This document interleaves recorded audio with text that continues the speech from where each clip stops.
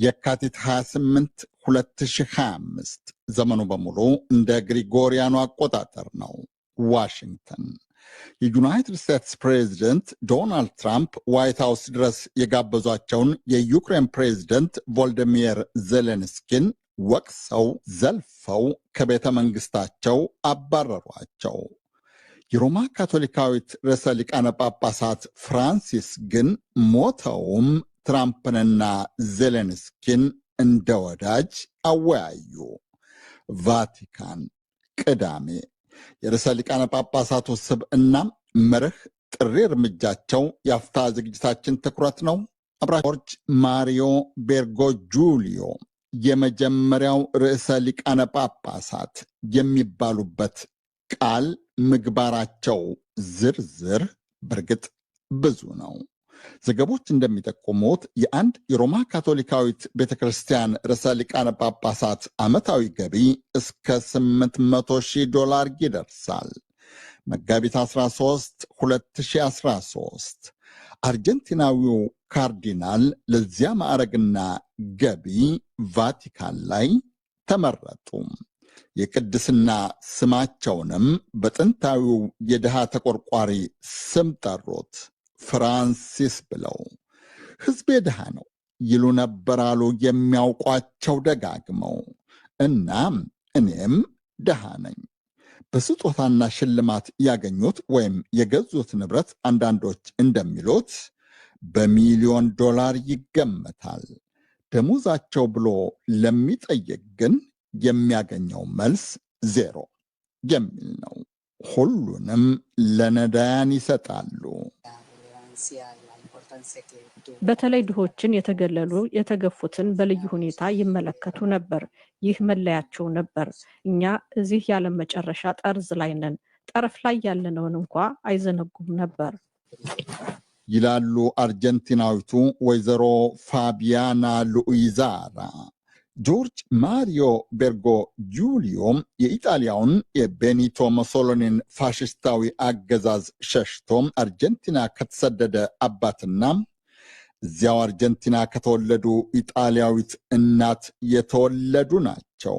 የስደተኞች ልጅ። በልጅነቱ ዳንስ፣ እግር ኳሱንም ሞካክሮታል።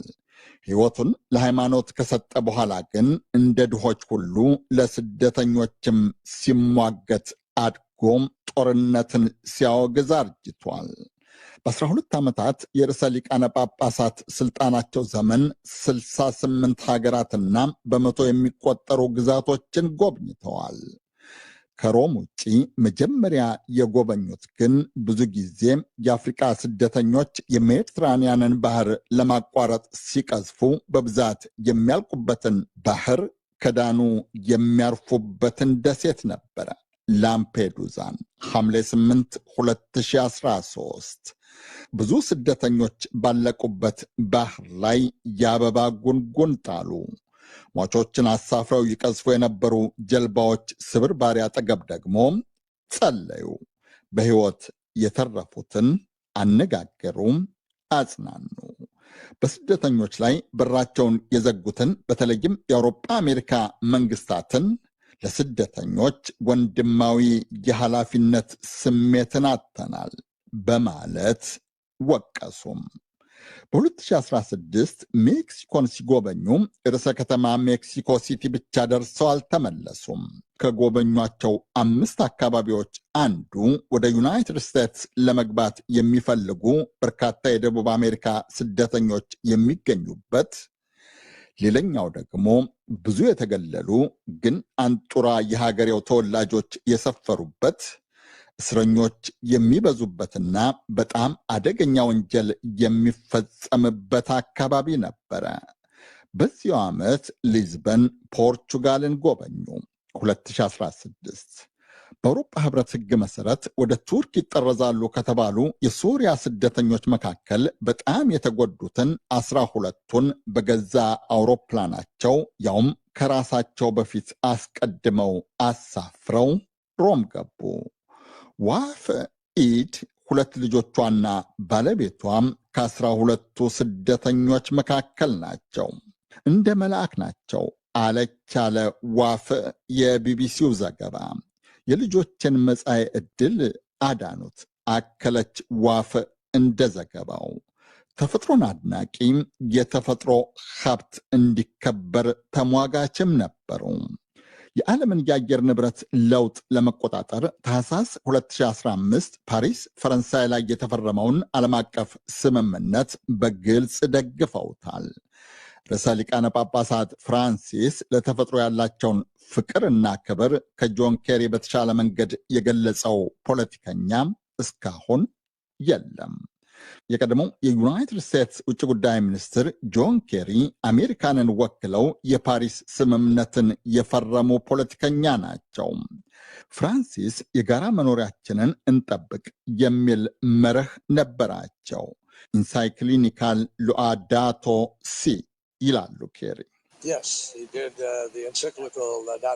አዎ የጋራ መኖሪያችንን እንጠብቅ የሚለውን መርሃቸውን አወጡ፣ ላውዲያቶ ሲ። አከታትለውም ዱባይ ከመገናኘታችን በፊት ላውዲያቶ ዴም ወይም እግዚአብሔር ለፈጠረው ሁሉ ምስጋና ይግባው የሚለውን ጠቃሚ መግለጫ አወጡ። የሰው ልጆች በራሳችን ላይ የምናደርሰውን በጥልቅ ይከታተሉ ነበር። የፈጣሪ ፍጡር የሆነውን ተፈጥሮን ለመጠበቅ ሁሉም ሰው የሚችለውን በተሻለና በፍጥነት እንዲያደርግ ግፊት ያደርጉም ነበር። የርዕሰ ሊቃነ ጳጳስነቱን ስልጣን ከያዙበት ጊዜ ጀምሮ ከሚያንማር እስከ ኮሎምቢያ፣ ከየመን እስከ ቬኔዙዌላ፣ ከሶሪያ እስከ ኮንጎ ዲሞክራቲክ ሪፐብሊክ፣ ከማዕከላዊ አፍሪካ ሪፐብሊክ እስከ ሊቢያ፣ ከኢትዮጵያ እስከ ደቡብ ሱዳን የተደረጉና የሚደረጉ ውዝግብ፣ ግጭት፣ ጦርነቶች እንዲቆሙ ተማጽነዋል። በቅርብ ዓመታት ደግሞ የጋዛን እልቂት፣ የእስራኤሎችን መታገት፣ የዩክሬንን ጦርነት፣ የሱዳኖችን መተላለቅ፣ የደቡብ ሱዳኖችን መዛዛት፣ የኮንጎ ዲሞክራቲክ ሪፐብሊክን ፍጅት ተቃውመዋል። የደቡብ ሱዳን ፕሬዝደንትና ምክትላቸው ለየግል ስልጣናቸው የበላይነት መያዝ፣ ከጭቆና ግፍና በደል ነፃ ወጣንህ ያሉትን ህዝባቸውን ከጦርነት በማገዱበት መሃል ቫቲካን ተጋብዘው ነበረ። ሚያዚያም 2019 በ2013 የተጀመረው ጦርነት እስከ ሚያዚያ 2019 ድረስ ብቻ 400 ሺህ ያክል ሰው ማርገፉን ተጋባዦችም ለሸምጋይ አደራዳሪዎች ጥረት፣ ለሰላም ወዳዶች ጥሪና ጩኸት እምቢኝ ማለታቸውን ጋባዥም ተጋባዦችም ጠንቅቀው ያውቁታል። ያኔ ቫቲካን ውስጥ ይማሩ የነበሩት የአሁኑ የደቡብ ሱዳን ቄስ ጄምስ ሮምቤ ደግሞ የጦርነቱን ዘግናኝ ውጤት ከተጋባዥ ጋባዦችም በላይ እንደ ተራ ደቡብ ሱዳናዊ ጠንቅቀው ያውቃሉ። ሳልቫኪር፣ ሪያክ ማቸርና ተማሪ ሮምቤ የማያውቁት ግን ርዕሰ ሊቃነ ጳጳሱ የሚያውቁት አንድ ነገር ብቻ ነበረ። አደረጉት። የ1.4 ቢሊዮን ህዝብ የመንፈስ አባት ተጋባዦች እግር ላይ ወድቀው ተማጸኑ። ደነገጥን ይላሉ የዛሬው ቄስ። መሪዎቻችን ተጋብዘው ሮም ሲመጡ እኛ እንደ ተማሪ እዚያ ነበር። የተለመደ ፕሮግራም ነው ብለን ነበር። ተንበርክከው የእንግዶቹን እግር ሲስሙ ግን ሁሉም ነገር ተለወጠ። ደነገጥን። ሁሉም ሰው ደነገጠ። ራስን ዝቅ የማድረግን ክብር፣ ለህዝብ የማገልገልን ልዕልና፣ መሪ አገልጋይ መሆኑንም ለመሪዎቻችን አስተማሩ። መሪዎች ተምረው ይሆን? ብቻ በአንድ ወቅት ሃይማኖት የለሾች ይጸድቃሉ ተብለው ተጠየቁ። ፈጣሪ መሐሪ ነው መለሱ ሰውየው። ከ2018 ወዲህ ከወደ አዲስ አበባ ግንቡን እናፈርስ፣ ድልድዩን እንገንባ አይነት አባባል በተደጋጋሚ እንሰማለን። በቃል ያሉት እንደ መርህ ያራመዱት በምግባርም ያደረጉት ግን ርዕሰ ሊቃነ ጳጳሳት ፍራንሲስ ናቸው። ከእንግዲህ ያው ነበሩ ነው የሚባለው። አጥር ሳይሆን ድልድይ ይገንባ ነው ብሂላቸውም። ይህ አስተሳሰብ በክርስቲያኑ ማህበረሰብ ውስጥ ብቻ ታጥሮ መቅረት የለበትም። በጤናማ በማህበራዊና ስነ ምግባራዊ አውዱ ወደ ውጭም መድረስ አለበት።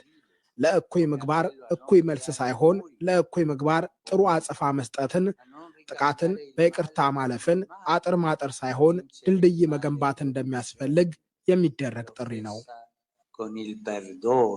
በእምነቶች መካከል ድልድይ ለመዘርጋት አይሁዳዊቱን ሀገር እስራኤልን፣ ሙስሊሞች የሚበዙባቸውን ፍልስጤምን፣ ቱርክን፣ ኢራቅን፣ ዮርዳኖስን፣ ግብፅን፣ ሞሮኮን፣ የተባበሩት አረብ ኤምሬቶችን፣ ባህሬንን፣ አዘርባጃንን ጎብኝተዋል። ኢራቅ ውስጥ ከሺዓ ሙስሊሞች መሪ ከታላቁ አያቶላህ አሊ አልሲስታኒ ጋር ተወያይተዋል። ለዓለም ሰላምና አብሮ ለመኖር የሰብአዊ ወዳጅነት ሰነድ የተባለውን ስምምነት ደግሞ ከአልአዝሃር ኢማም ከፕሮፌሰር አሕመድ ኤል ጠይብ ጋር ተፈራርመዋል። ዱባይ 2019። ርዕሰ ሊቃነ ጳጳሳት ፍራንሲስን አንዳንዶች በጣም ወግ አጥባቂ፣ ሌሎች ለዘብተኛ እያሉ በተቃራኒ ምግባር ይወቅሷቸዋል። የኮቪድ ስርጭት ባሰጋበት ዘመን ተከታዮቻቸው መከላከያ እንዲከተቡ በመምከራቸው የተቿቸውም ብዙ ናቸው። ለብዙዎች ግን የናይጄሪያው የካቶሊክ ቄስ በቀደም እንዳሉት ለካቶሊኮች አባት፣ ለሌሎች እምነት ተከታዮች ወንድም፣ ለድሆች ተቆርቋሪ፣ የሰላም ጠበቃም ነበሩ። በ8ኛው መቶ ክፍለ ዘመን የሮማ ካቶሊካዊት ርዕሰ ሊቃነ ጳጳሳት ከነበሩት ከሶሪያዊው ጆርጅ ሳልሳዊ ወዲህ ከአውሮጳ ውጭ ተወልደው ያደጉ የመጀመሪያው ርዕሰ ሊቃነ ጳጳሳት የኢየሱሳውያን ወይም ጄስዊትስ ሐራጥቃ ተከታይ የመጀመሪያው ርዕሰ ሊቃነ ጳጳሳትም ነበሩ። ሰኞ ሞቱ። ቱጃሩ ዶናልድ ትራምፕም ድሃይቱ ሉኢዛራም እኩል አዘኑ ወይም አዘንን አሉ። የተፈጥሮ ሀብት እንዲከበር የተፈራረሙት ጆን ኬሪም ስምምነቱን ያፈረሱት ዶናልድ ትራምፕም እኩል ለቅሶ ደረሱ። ባለፈው የካቲት ከዋይት ሃውስ አባራሪው ትራምፕና ተባራሪው ዜሌንስኪ ቫቲካን ውስጥ እንደ ወዳጅ ስለ ሰላም ተነጋገሩ። እሳቸው ግን ካርዲናል ፔትሮ ፓሮሌኒ እንዳሉት ሩጫቸውን ጨረሱ። አዲዮስ። ጌታ ለሕዝቡ የሰጠው የበግ እረኛ ርዕሰ ሊቃነ ጳጳሳት ፍራንሲስ የዚች ምድር ሕይወት አበቃ፣ ከእኛም ተለዩን። 88 ዓመታቸው ነበረ። ቅዳሜ ተቀበሩ። ነጋሽ መሐመድ ነኝ። ቸር ያሰማን።